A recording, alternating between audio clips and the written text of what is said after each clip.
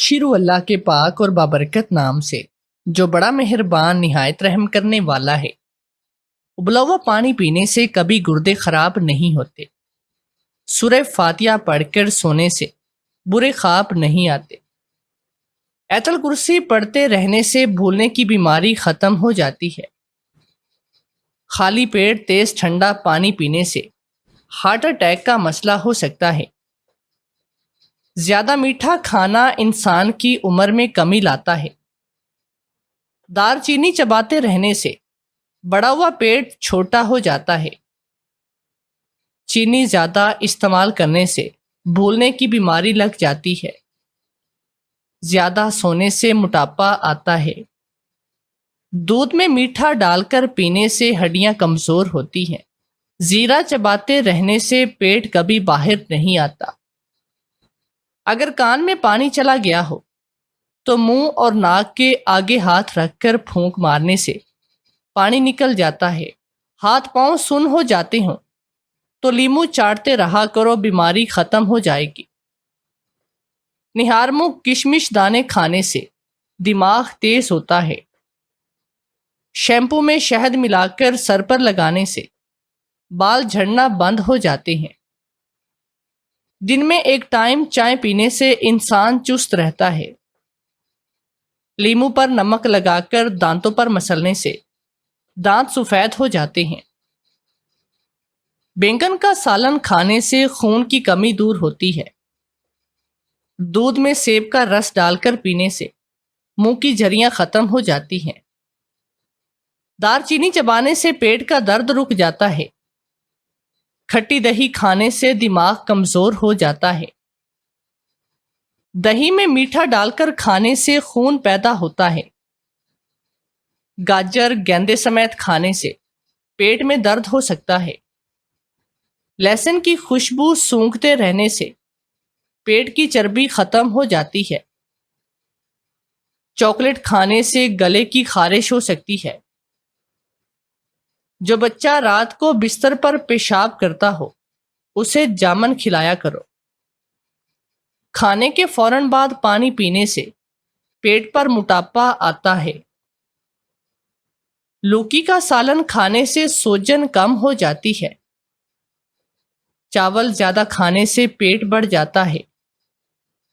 دہی کے ساتھ ناشتہ کرنے سے معدے کو طاقت ملتی ہے۔ چنبیلی کا تیل سر میں لگانے سے جوئیں مر جاتی ہیں۔ پھیکی جلیبی دودھ میں ڈال کر کھانے سے جوڑوں کا درد رک جاتا ہے۔ اگر معدہ خوراک ہضم نہ کرتا ہو تو ساگو دانہ پکا کر کھایا کرو۔ شہد سٹیل کے چمچ پر گرم کر کے چاٹنے سے فوراً نیند آ جاتی ہے۔ گرین ٹی پینے سے پیٹ کی گیس ختم ہو جاتی ہے۔ اگر کھانا ہضم نہ ہوتا ہو تو آم کا اچار کھایا کرو۔ معدہ خراب رہتا ہو تو پکے ہوئے امرود کھایا کرو۔ کیلے کے چھلکے ماتھے پر باندھنے سے سر درد میں آرام آتا ہے۔ نیم گرم پانی میں شہد ملا کر پینے سے پیٹ کی بیماریاں ختم ہو جاتی ہیں۔ نمک لہسن کے ساتھ کھانے سے پیٹ درد میں آرام ملتا ہے۔ ابلے ہوئے پانی میں شہد ڈال کر پینے سے بڑھاپا جلدی نہیں آتا۔ سیب کے چھلکے کھانے سے پیشاب بار بار آنا رک جاتا ہے۔ مچھلی کا سالن کھانے سے دل کی بیماریاں دور ہوتی ہیں۔ چھوٹی چھوٹی باتوں کو دل پر لینا بڑھاپا جلدی لاتا ہے۔ حیض درد کا مسئلہ ہو تو انار دانہ کھانے سے درد میں کمی آتی ہے۔ رات کو ناف میں تیل ڈال کر سونے سے عمر لمبی ہوتی ہے۔ پستہ کھانے سے انسان فٹ رہتا ہے۔ بکری کا دودھ گرم کر کے پینے سے نظر عقاب کی طرح تیز ہوتی ہے۔ اونٹنی کا دودھ پینے سے سر کے بال گھنے اور لمبے ہوتے ہیں۔ بھنڈی کھانے سے عورت کے منہ کی جھریاں ختم ہو جاتی ہیں۔ سر میں اچانک درد اٹھے تو زیرہ منہ میں ڈال کر چبا لو۔ اگر زیادہ کام کی وجہ سے جسم بہت زیادہ تھک گیا ہے تو سرسوں کا تیل تھوڑا سا گرم کر کے سارے جسم کی مالش کر لو۔ 10 منٹ میں تھکاوٹ ختم ہو جائے گی۔ کچا ناریل کھانے سے چھاتیاں مضبوط اور بال لمبے ہوتے ہیں۔ اگر سر میں اکثر درد ہو جاتا ہو تو نہار منہ نہایا کرو۔ سالن میں سرکہ ڈال کر سالن پکانے سے برتن کالے نہیں ہوتے۔ غیر ضروری بالوں پر ماچس کی تیلی کا مسالہ لگانے سے بال جڑ سے ختم ہو جاتے ہیں۔ تنگ کپڑے پہن کر سونے سے ماہواری کے درد میں اضافہ ہو جاتا ہے۔ نیلا کپڑا منہ پر ڈال کر سونے سے مکھیاں تنگ نہیں کرتی۔ ہری مرچ کچی چبانے سے سانس کی بیماریاں ختم ہو جاتی ہیں۔ مالٹے کا رس پیٹ پر ملنے سے پیٹ کی چربی ختم ہوتی ہے۔ اگر پاؤں میں موچ آئے تو ٹھنڈے پانی سے ٹکور کرنے سے آرام ملتا ہے۔ پانی میں نمک ڈال کر نہانے سے جسم کی بیماریاں، جلد کی بیماریاں ختم ہو جاتی ہیں۔ لیموں کے بیج کھانے سے اپینڈکس کی بیماری ختم ہو جاتی ہے۔ بچے کو تنگ لباس پہناتے رہنے سے وہ جلدی بالغ ہو جاتے ہیں۔ ایلو ویرا کے پانی میں ہلدی ملا کر منہ پر لگانے سے منہ کی جھریاں ختم ہو جاتی ہیں۔ تھوڑی سی چینی لے کر ہاتھ کی ہتھیلی پر رکھ لیں اور اس پر ایک لیمون پورا نچوڑ کر اس کو زبان پر چاٹ لیں، خونی موشن ہو جائیں گے۔ شہتوت کے پتے چبانے سے بلغم ہوتی ہے۔ مولی کے پتے چبانے سے پتھری ختم ہوتی ہے۔ گاجر کا رس پینے سے جلد کی خارش ختم ہوتی ہے۔ کہتے ہیں نا کہ کبھی کبھی ہم جسے معمولی سمجھتے ہیں وہی چیز ہمیشہ سونا نکلتی ہے۔ میرے ساتھ بھی کچھ ایسا ہی ہوا تھا۔ میں اب تک جس چیز کو معمولی اور بدبودار سمجھتی آئی تھی، آج اسی چیز نے میری زندگی بدل کر رکھ دی ہے، اور اب میں ہم بستری سے پہلے ہر رات اس چیز کو لازمی استعمال کرتی ہوں۔ لیکن کیوں؟ یہ آپ کو میری کہانی سن کر پتہ چلے گا۔ میں سعودی عرب میں مقیم ہوں اور میری پیدائش بھی یہیں کی ہے، لیکن اپنی زندگی کے 14 سال یہاں گزارنے کے باوجود بھی بہت سی چیزیں ایسی تھی جو میرے لیے بالکل نئی تھی، کیونکہ میرا گھر سے نکلنا اور ملنا جلنا بہت ہی کم تھا، اسی لیے میں عربی لوگوں سے بھی بہت ہی کم واقف تھی۔ اکلوتے ہونے کی وجہ سے سب نے مجھے ہاتھ کا چھالا بنا کر رکھا تھا، اور میری یہ کہانی اس وقت شروع ہوئی جب میرے بڑے بھائی قاسم کی شادی کا وقت آیا تھا۔ اس نے ایک عربی لڑکی کو اپنے لیے پسند کر لیا، اور جب یہ بات میرے ماں باپ کو پتہ چلی تو دونوں ہی بہت خوش ہوئے، کیونکہ ماہم بھابی واقعی میں بہت اچھی تھی۔ وہ پڑھی لکھی اور قابل لڑکی تھی، اور سب سے بڑھ کر یہ کہ ہماری برابری کی تھی۔ دیکھتے ہی دیکھتے میرے بھائی کی دھوم دھام سے شادی ہوئی۔ شادی میں کئی طرح کی عجیب و غریب رسمیں بھی ہوئی جو خالصتاً عربی لوگوں میں ہوا کرتی ہیں، اور میں ماہم بھابی کو رخصت کروا کر لے آئی۔ سالوں بعد گھر میں کوئی خوشی آئی تھی اور میں ہر چیز میں آگے آگے تھی۔ میرا اور میرے بھائی کا کمرہ برابر برابر میں ہی تھا۔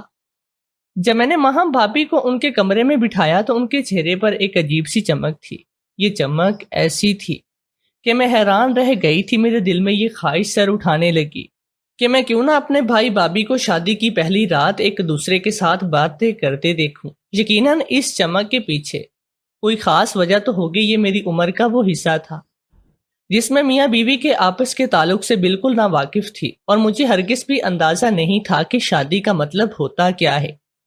میں تو بس یہی سوچ کر ان دونوں کو دیکھنا چاہتی تھی کہ وہ کون سی باتیں کرتے ہیں جس کی وجہ سے ماہم بھابی اتنی خوشی خوشی اپنا گھر چھوڑ کر بھائی کے ساتھ چلی آئی ہے، کیونکہ میں اکلوتی تھی، اور جب بھی اماں ابا میری شادی کا ذکر کرتے تو میں ہمیشہ کی طرح گھبرا جاتی اور میں صاف انکار کرتی کہ میں اپنے ماں باپ کو چھوڑ کر کہیں نہیں جاؤں گی۔ لیکن عام طور پر میں نے دلہن کو بہت ہی خوش دیکھا۔ بالکل اسی طرح ہم ماہم بھابی اپنے ماں باپ کی اکلوتی بیٹی تھی، لیکن وہ اس شادی پر بے انتہا خوش تھی۔ شاید اس لیے یہ کہ بھائی ان سے بہت ہی محبت کرتے تھے اور ان کی محبت کی شادی تھی۔ لیکن جو چمک سیج پر بیٹھ کر میں نے ان کی آنکھوں میں دیکھی، میں حیران رہ گئی۔ شرم سے ان کے گال لال پڑ رہے تھے اور آنکھیں موتیوں کی طرح چمک رہی تھی۔ میں نے بھابی کو ان کے کمرے میں بٹھایا اور خود اپنے کمرے میں آ کر سوچنے لگی وہ کون سا طریقہ ہوگا جس سے میں بھابی کے کمرے میں جھانک سکوں۔ پتہ تو چلے شادی کی رات میاں بیوی آخر باتیں کرتے کیا ہیں، کیوں ماہم بھابی اس قدر خوش ہیں اور انہیں اپنے ماں باپ کی بھی یاد نہیں آ رہی۔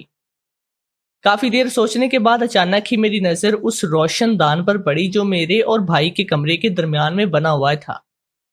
عموماً دو کمروں کے درمیان ایسے ہی روشن دان نہیں ہوتے، لیکن یہ روشن دان اس وقت کھولا گیا جب کرونا وائرس آیا تھا اور میرے بھائی کو معمولی سا نزلہ زکام ہوا تھا۔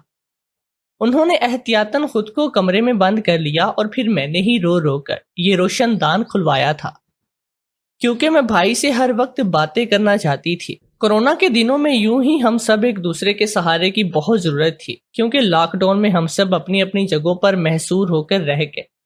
بس جیسے ہی میری نظر روشن دان پر پڑی تو میرے دماغ میں فوراً یہ بات سما گئی، یہ جگہ ایسی ہے کہ میں آسانی سے بھائی کے کمرے میں نظر بھی رکھ سکتی ہوں اور بھائی کو بھی اس بات کا علم نہیں ہوگا۔ میں آہستہ آہستہ سے روشن دان کے نیچے ٹیبل لگائی اور اس کے اوپر ایک چھوٹی سی چیز رکھ کر چڑھ گئی۔ اب مجھے بھائی کا کمرہ صاف دکھائی دے رہا تھا۔ بھابھی اب بھی بستر پر بیٹھی ہوئی تھی اور بھائی کمرے میں داخل ہوئے تھے۔ میرا دل بری طرح سے دھڑک رہا تھا، اس بات کا خوف بھی ستا رہا تھا اگر بھائی کو میری اس حرکت کا پتہ چل گیا تو وہ بہت خفا ہو جائیں گے، لیکن وہ کہتے ہیں نا کہ انسان کے اندر کا تجسس اسے کسی بھی صورت چین سے بیٹھنے نہیں دیتا، اور میں بھی اس وقت اسی تجسس کا شکار تھی۔ بھائی اور بھابھی آپس میں کچھ بات کرنے لگے، لیکن مجھے ان کی آواز سنائی نہیں دے رہی تھی۔ کمرے کافی بڑے تھے اور شاید ان دونوں بہت ہی دھیمی آوازوں میں بات کر رہے تھے، اور پھر میں نے دیکھا کہ بھائی نے سائڈ ٹیبل کے ایک کونے سے کوئی چیز اٹھائی اور اسے چھیل کر بھابھی کے ہاتھ پر رکھ دیا۔ بھابھی نے بھی مسکرا کر اس چیز کو اپنے منہ میں رکھ لیا تھا، اور پھر میں نے ان دونوں کو بات کرتے تک نہ دیکھا۔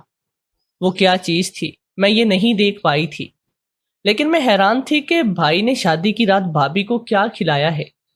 بھابھی کے چہرے کی مسکراہٹ مجھے دور سے بھی نظر آ رہی تھی۔ اس سے پہلے کہ میں آگے کا کچھ اور منظر دیکھ پاتی، اچانک ہی میرے کمرے کا دروازہ کھلا اور میری اماں کمرے میں داخل ہوئی۔ اماں کو دیکھ کر تو میرے قدموں تلے سے زمین نکل گئے۔ میں بھی اتنی بے وقوف تھی کہ اپنا کمرہ لاک کرنا ہی بھول گئے۔ میں گھبرا کر نیچے اتری تو اماں نے ایک زوردار تماچا میرے منہ پر دے مارا اور کہنے لگی، یہ کیا حرکت تھی؟ کیا تمہیں ذرا بھی تمیز نہیں؟ کسی کے کمرے میں اس طرح تانک جھانک کرتے ہیں کیا؟ آج ان کی شادی کی رات ہے اور تم روشن دان سے نظارہ کر رہی ہو۔ میں نے تمہیں ہرگز بھی ایسی تربیت نہیں دی۔ یہ پہلی دفعہ تھا جو مجھے تھپڑ پڑا تھا، ورنہ آج تک میرے ماں باپ نے صرف میرے لاڈ اٹھائے تھے۔ میں زاروں قطار رونے لگی اور اماں سے کہا کہ میرا کوئی غلط ارادہ نہیں تھا، میں تو بس ایسے ہی بھابھی کو دیکھنا چاہ رہی تھی، وہ آج بہت ہی خوبصورت لگ رہی تھی۔ اماں نے سختی سے مجھے ہدایت کی کہ آئندہ میں ہرگز بھی اس روشن دان سے کبھی جھانکنے کی کوشش نہ کروں۔ وہ منہ ہی منہ میں کہہ رہی تھی کہ مجھے پہلے ہی یہ روشن دان بند کروا دینا چاہیے تھا۔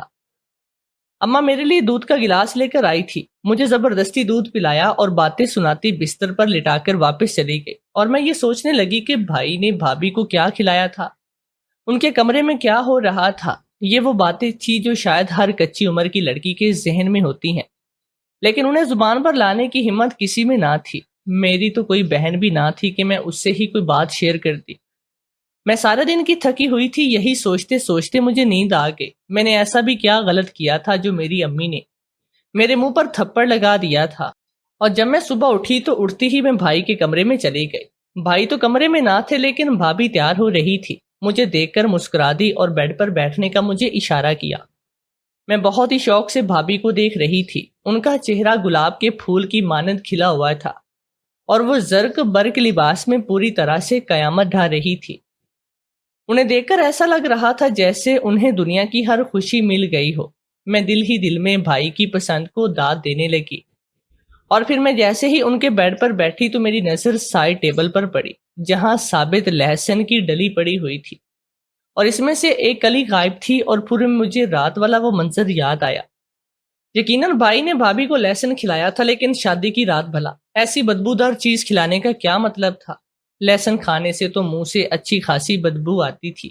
میں نے لہسن اٹھا کر فوراً بھابھی سے پوچھ لیا کہ بھابھی یہ لہسن یہاں کیوں رکھا ہے؟ یہ تو میں پوچھ نہیں سکتی تھی کہ بھابھی آپ نے رات کو لہسن کیوں کھایا، ورنہ اس طرح سے ان کو پتہ چل جاتا کہ میں ان کے کمرے میں جھانکا ہے۔ میری بات پر بھابھی ایک دم گھبرا گئی اور وہ لہسن میرے ہاتھ سے لے کر ایک سائڈ پر رکھے کچرا دان میں ڈال دیا، اور کہنے لگی کہ شاید یہ پہلے سے رکھا ہوا تھا، مجھے معلوم نہیں کہ یہاں پر کیوں ہے۔ بھابھی کے اس سفید جھوٹ پر میری آنکھیں کھلی کی کھلی رہ گئی۔ اگر یہاں پہلے سے رکھا بھی تھا تو گھبرا کر کچرے میں ڈالنے کی کیا ضرورت تھی؟ باورچی خانے میں بھی واپس رکھا جا سکتا تھا۔ اور پھر میں نے تو خود اپنی آنکھوں سے دیکھا کہ رات انہوں نے یہ لہسن اپنے منہ میں ڈالا۔ پھر وہ کیسے اتنا صاف جھوٹ بول سکتی تھی، اور بھلا کیوں؟ اگر انہوں نے کھایا بھی تھا تو اس میں ایسی چھپانے والی کیا بات تھی؟ بھابھی کے رویے نے تو مجھے مزید شش و پنج میں مبتلا کر دیا تھا۔ میرے دل میں تو پہلے ہی شادی کی رات کو لے کر بہت سارے سوالات تھے، اور اب یہ ایک نئی بات دماغ میں بیٹھ کے 14 سال کی عمر میں لڑکیاں ایسی ہوتی ہیں، انہیں صحیح طرح سے کچھ تو معلوم ہوتا نہیں، لیکن سب کچھ جاننے کی خواہش وہ ضرور رکھتی ہیں۔ میں بھی ازدواجی تعلق کی خوبصورتی سے پوری طرح سے غافل تھی، اور میری نظر میں شادی اب بھی گڈے گڑیا کا کھیل تھی، جس میں لڑکی رخصت ہو کر بہت سارے کپڑے اور سامان لے کر سسرال چلی آتی ہے اور پھر اپنے شوہر کے ساتھ رہنے لگتی ہے۔ بھابھی تیار ہو کر ناشتے کے لیے کمرے سے نکلی تو میں بھی خاموشی سے ان کے پیچھے چل پڑی، لیکن دماغ میرا لہسن کی جو میں ہی اٹکا ہوا تھا۔ سارا دن یوں ہی ولیمے کی بھاگ دوڑ میں گزر گیا، اور پھر اس رات میں نے بھائی کو دوبارہ لہسن کمرے میں لے جاتے ہوئے دیکھا تو میں چونک اٹھی۔ اگر عام حالات ہوتے تو میں اماں سے ضرور سوال کرتی، لیکن پچھلی رات جو کچھ ہوا تھا اس کے بعد اماں سے تو بات کرنے کی ہمت بھی نہ تھی، اور پھر ہر گزرتے دن کے ساتھ ساتھ یہ سلسلہ ایسے ہی چلتا رہا۔ کبھی میں بھائی کو رات کے وقت لہسن لے جاتا دیکھتی تو میں کبھی بھابھی کو، کبھی کبھی میں سوچتی کہ بھائی یا بھابھی سے ہی پوچھ لوں، لیکن جب میں ان کو لہسن چھپاتا دیکھتی مجھے لگتا کہ کوئی نہ کوئی بات ایسی ضرور ہے جو مجھے نہیں پوچھنی چاہیے۔ پھر قاسم بھائی کے بعد میرے دوسرے بھائی فاروق کی شادی کا وقت آیا تو اس وقت میں 16 سال کی ہو چکی تھی، اور پہلے سے کچھ زیادہ میں سمجھدار بھی تھی۔ کم سے کم مجھے اتنا تو معلوم تھا کہ شادی شدہ جوڑے کے کمرے میں جھانکنا انتہائی غیر اخلاقی بات ہے، لیکن حیرت مجھے اس وقت ہوئی جب میں نے اپنی دوسری بھابھی کو کمرے میں بٹھایا تو انہوں نے مجھ سے آہستہ سے کہا میں انہیں لہسن لا کر دوں، اور یہ بات انہوں نے اتنی رازداری سے کہی کہ ایک دفعہ پھر میرے دماغ میں ہلچل سی مچ گئی۔ میری دوسری بھابھی سکینہ بھی ایک عربی لڑکی تھی، اور یہ شادی میرے ابا نے اپنی مرضی سے کروائی تھی۔ سکینہ بھابھی بھی بہت ہی جوان اور خوبصورت لڑکی تھی، اور اسی لیے فاروق بھائی کو اس شادی پر کوئی اعتراض نہیں تھا۔ اماں چاہتی کہ ان کی دوسری بہو پاکستان سے ہو، لیکن ابا کے فیصلے کے آگے وہ خاموش تھی۔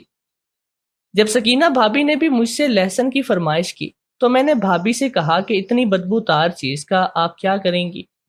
مجھے تو لہسن بالکل بھی پسند نہیں، میں تو اماں کو کھانے میں بھی ڈالنے کے لیے منع کرتی ہوں۔ بھابھی نے مسکرا کر میری طرف دیکھا اور کہنے لگی جس دن تمہاری شادی ہوگی میں تمہیں یہ بات خود بتاؤں گی، فی الحال تم میرا کام کر دو۔ بھابھی کی بات سن کر مجھے اتنا تو اندازہ ہو گیا کہ یہ میری بات شادی شدہ زندگی سے جڑی ہے، اور خاص کر شادی کی رات سے۔ ان 2 سالوں میں اماں بھی وہ پرانی بات بھول چکی تھی جو حرکت بھائی کی شادی کی رات میں نے کی۔ اس لیے ایک دن جب اماں نے مجھے باورچی خانے میں لہسن چھیلنے کے لیے بٹھایا تو میں نے موقع دے کر اماں سے بھی یہی سوال کیا، اماں یہ بھابیاں ہر رات لہسن کا کیا کرتی ہیں؟ میری بات سن کر اماں پہلے کچھ حیران ہوئی اور پھر پوچھنے لگی کہ تمہیں کس نے بتایا ہے؟ اماں کا لہجہ کچھ عجیب سا تھا۔ میں نے کہا کہ مجھے کون بتائے گا، میں نے اکثر رات کے وقت دونوں بھائیوں کو ہی لہسن کمرے میں لے جاتے دیکھا ہے، اس لیے میں نے آپ سے پوچھ لیا۔ اماں کہنے لگی مجھے کیا معلوم، ان عربی عورتوں کے طور طریقے الگ ہوتے ہیں، اس لیے تو میں چاہتی تھی کہ فاروق کے لیے اس دفعہ پاکستان کی لڑکی لے آؤں، مگر تمہارے ابا نے میری ایک نہ سنی، مجھے ان کے بارے میں کچھ پتا بھی نہیں تھا۔ میں نے دیکھا ہے کہ یہ رات لہسن کمرے میں لے جاتی ہیں، لیکن کرتی کیا ہے مجھے نہیں معلوم۔ تم تو جانتی ہو تمہارے ابا عربی اور میں پاکستانی ہوں، اسی لیے مجھے عربی عورتوں کے طور طریقوں سے اور ٹوٹکوں کا علم نہیں، اور نہ ہی میں نے کبھی بہو اونٹ کے معاملے میں ٹانگ اڑائی ہے۔ میں نہیں چاہتی کہ روایتی ساس بن کر بہت سے سوال جواب کروں اور میری بہویں مجھ سے تنگ آ کر میرے بیٹوں کو مجھ سے لے کر الگ ہو جائیں۔ اماں ہمیشہ ہی بہت ہی دور اندیشی سے کام لیتی، اور شاید یہی وجہ تھی کہ وہ کبھی بھی دونوں بہوؤں سے باز پرس نہ کرتی اور انہیں ان کی زندگی ان کی مرضی سے مطابق جینے دیتی۔ اماں نے مجھے بھی سختی سے کہہ دیا کہ تمہیں بھی ان کے چکر میں پڑنے کی ضرورت نہیں، یہ جو کرتی ہیں ان کو کرنے دو۔ اماں کی بات مجھے سمجھ آ گئی، اس لیے اس دن کے بعد سے میں نے بھی اس معاملے میں خاموشی اختیار کی۔ ویسے بھی میرے دونوں بھائی مجھے سر آنکھوں پر بٹھاتے اور بھابیاں بھی میرا خیال رکھتی۔ ایسے ہی دن گزرتے گئے اور میں 18 سال کی ہوئی تو میرے ابا نے میرا رشتہ سکینہ بھابی کے بھائی احمد سے طے کیا۔ میری شادی کی تیاریاں بہت ہی زور و شور سے شروع ہوئی۔ میرے دونوں بھائیوں نے کسی چیز کی کوئی کمی نہ رہنے دی۔ شادی سے ایک رات پہلے جب میں اپتن لگا کر بیٹھی، میری بھابیاں مجھے خوب تنگ کرنے لگی۔ اپنا گھر چھوڑنے کے نام پر مجھے بہت دکھ ہو رہا تھا، لیکن احمد جیسے اچھے انسان کے مل جانے پر میں بہت زیادہ خوش بھی تھی، اور مجھے سمجھ آنے لگا تھا کہ کیوں دلہن بن کر لڑکیاں خوش ہوتی ہیں۔ آنے والی زندگی کا تصور انہیں خوش ہونے پر مجبور کرتا تھا۔ میری رخصتی کا وقت آیا تو میری بھابی نے دھیرے سے میرے کان میں کہا کہ میں نے تمہارے پرس میں لہسن رکھا ہے، پتہ نہیں احمد تمہیں لہسن لا کر دے گا بھی یا نہیں، لیکن تم خود یاد سے احمد سے کسی تعلق سے پہلے اس لہسن کو اپنے منہ میں ڈال لینا اور تھوڑی دیر منہ میں ہی رکھنا۔ بھابی کی بات سن کر میں گھبرائی۔ مجھے تو پہلے ہی لہسن اور اس کی بدبو پسند نہ تھی، اور پھر پتہ نہیں اس کے پیچھے کیا راز تھا۔ خیر، رخصتی کا وقت تھا، مجھے بھابی سے زیادہ بات کرنے کا موقع نہ ملا اور میں رخصت ہو کر اپنے شوہر احمد کے کمرے میں پہنچ گئے۔ احمد بھی ایک عربی مرد تھا اور میرے پاس آیا اور محبت کا اظہار کرتے ہوئے ایک خوبصورت تحفہ مجھے بھی دیا تھا، اور پھر جیسے ہی وہ میرے قریب ہوا تو میں نے اسے بتایا کہ بھابی نے مجھے لہسن منہ میں رکھنے کا کہا تھا۔ وہ میری بات سن کر مسکرایا اور کہنے لگا، اچھا تو پھر کیا مسئلہ ہے، میں تمہیں لہسن لا دیتا ہوں۔ میں نے فوراً کہا کہ لہسن تو بھابی نے مجھے دیا ہے، لیکن مجھے لہسن کی بو پسند نہیں۔ میری بات پر احمد مسکرایا اور کہنے لگا، ہر بات میں پسند یا ناپسند نہیں ہوتی، بلکہ کچھ چیزیں ہماری بھلائی کے لیے ہوتی ہیں، اسی لیے ہمیں پسند یا ناپسند کو چھوڑ کر وہ کام کر لینا چاہیے جس میں ہماری بھلائی ہو۔ جب جب تم میرے ساتھ تعلق قائم کرنا چاہو گی، تب میں یہی چاہوں گا کہ تم لہسن کا استعمال کرو۔ ویسے بھی عربیوں میں یہ بات بہت عام ہے۔ میں نے حیرانی سے احمد سے پوچھا کہ بھلا ہم دونوں کے رشتے سے لہسن کا کیا تعلق؟ میری بات سن کر احمد نے مجھے حیرت سے دیکھا اور کہنے لگا، کیا تمہیں معلوم نہیں تم لوگ بھی تو عربی ہو نا؟ میں نے احمد کو بتایا کہ ابا تو عربی ہیں، لیکن اماں میری پاکستانی ہیں اور اسی لیے انہیں عربیوں کی بہت سی باتوں کا علم نہیں، لیکن کیونکہ اماں سالوں سے یہی مقیم ہے اس لیے وہ بھی عربی عورتوں کے رنگ میں ڈھل گئے، اور بہت ہی کم لوگ یہ بات جانتے ہیں کہ میری اماں کا تعلق پاکستان سے ہے۔ احمد کو یہ بات سن کر کافی حیرانگی ہوئی، اور میری اماں عربی نہیں، کیونکہ اماں کی عربی بہت اچھی تھی اور لگتا نہیں تھا کہ وہ پاکستانی ہے۔ احمد کہنے لگا، شاید اسی لیے تمہیں یہ بات معلوم نہیں، اور ہو سکتا ہے کہ تمہاری اماں بھی اس بات سے بے خبر ہو کہ عربی عورتیں مباشرت سے پہلے لہسن کا استعمال کرتی ہیں۔ اور پھر احمد نے ایک ایسی بات بتائی جسے سن کر میں دنگ رہ گئی۔ یہ بات میں نے آج سے پہلے کبھی بھی نہ سنی تھی، اور اب مجھے سمجھ آ رہا تھا کہ کیوں میری بھابیاں مجھ سے یہ بات چھپایا کرتی تھی، کیونکہ اس وقت میں کم عمر تھی اور ایسی باتیں میرے حق میں بہتر نہ تھی۔ کچھ باتیں اگر عمر کے ساتھ ہی پتہ چلیں تو انسان کی معصومیت برقرار رہتی ہے، اور یہی وجہ تھی کہ شادی ہو جانے کے بعد بھی میرے چہرے پر معصومیت اور نرمی تھی، ورنہ جو لڑکیاں پہلے سے ہی ایسی باتوں میں پڑ جاتی ہیں ان کے چہروں پر سختی آ ہی جاتی ہے۔ گو کہ مجھے لہسن کی بو بالکل پسند نہ تھی، لیکن احمد سے پوری بات جاننے کے بعد میں نے خود سے ہی لہسن نکالا اور ایک چھوٹی سی لہسن کی کلی اپنے منہ میں دبا لی، کیونکہ یہ ہمارے رشتے کی خوبصورتی کو برقرار رکھنے والی تھی۔ شادی کی رات میری زندگی کی بہت ہی خوبصورت ترین رات تھی، اور صبح کے سورج کے ساتھ میرے چہرے پر وہی لالی اور خوبصورتی چھائی ہوئی تھی جو میں نے بھابی کے چہرے پر دیکھی تھی۔ اور ناشتے پر دونوں بھابیاں مجھے لینے کے لیے آئی تو مجھے خوش اور مسکراتا دیکھ کر وہ بھی خوش ہوئی اور مجھے گلے سے لگایا، اور پھر بھابی کی نظر میری سائڈ ٹیبل پر رکھی، لہسن کی ڈلی پر پڑی تو وہ ہنس کر کہنے لگی، چلو آج تمہیں بھی اس کا راز پتہ چل ہی گیا۔ میں نے شرمندہ ہو کر جلدی سے اسے اٹھا کر ایک کونے میں چھپا دیا اور بھابی سے کہا کہ مجھے نہیں معلوم کہ یہ یہاں پر کیوں ہے۔ میری بات پر بھابی نے ایک زوردار کہکا لگایا اور مجھے گلے سے لگا لیا۔ واپسی کے سارے ہی راستے میں یہی سوچ رہی تھی کہ کس طرح لڑکیاں اپنے ماں باپ کو چھوڑ کر اپنے شوہروں کے ساتھ نئی زندگی میں ایڈجسٹ کر جاتی ہیں، اور شوہروں کی خوشی کے لیے وہ ہر کام کر لیتی ہیں جسے وہ پہلے ناگوار سمجھتی ہوں۔ میں نے بھی شادی کی رات اپنے شوہر کی خوشی کے لیے بہت ہی آرام سے لہسن اپنے منہ میں رکھ لیا تھا، جبکہ پہلے مجھے لہسن ہرگز بھی پسند نہیں تھا۔ میرے شوہر احمد نے مجھے بتایا کہ عربی عورتیں اپنے شوہروں کی خوشی کے لیے یہ کام کرتی ہیں، کیونکہ لہسن کھانے سے انسان میں ایسی خوبیاں پیدا ہوتی ہیں کہ وہ اپنے شوہر کو بہت دیر تک خوشی کا احساس فراہم کرتی ہیں۔ میاں بیوی کا ازدواجی تعلق بہت ہی خوبصورت ہو جاتا ہے کیونکہ لہسن کھانے سے عورت میں محبت کے جذبات بہت زیادہ بڑھتے ہیں۔ وہ ایک دوسرے کے لیے سکون اور خوشی کا باعث بن جاتے ہیں۔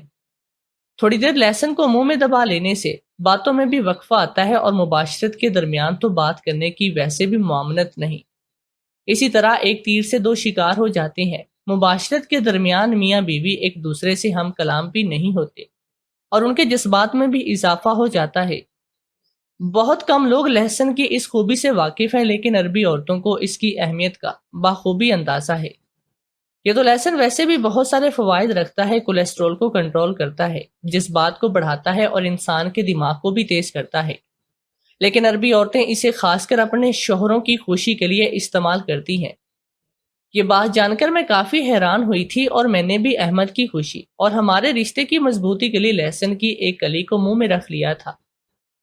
کبھی کبھی ایک چھوٹی سی چیز بہت سارے فوائد پر مشتمل ہوتی ہے، لیکن ہم انسان اس بات سے بے خبر ہوتے ہیں اور اسے کچرا سمجھتے ہیں۔ اب یہی دیکھ لیجئے ایک چھوٹے سے لہسن میں کتنے زیادہ فوائد ہیں، اور اگر ہر شادی شدہ عورت اسے استعمال کرے تو اس کی ازدواجی زندگی میں خوشگوار تبدیلیاں رونما ہو سکتی ہیں۔ میری اور احمد کی شادی کو 6 مہینے ہونے والے ہیں، لیکن ہر رات ایسا ہی لگتا ہے جیسے یہ ہماری شادی کی پہلی رات ہو۔ میں احمد کو اپنی محبت سے پوری طرح سے گھیر چکی ہوں اور وہ بھی میرے ساتھ بہت خوش ہے۔ کیا آپ لوگوں کو معلوم تھا کہ ایک چھوٹی سی لہسن کی ڈلی انسان کے جذبات کے لیے کس قدر اہمیت رکھتی ہے؟ کیا آپ لوگوں نے بھی لہسن کو اپنی روزمرہ زندگی میں شامل کر رکھا ہے یا اسی طرح کا کوئی بھی فائدہ حاصل کر رہی ہیں؟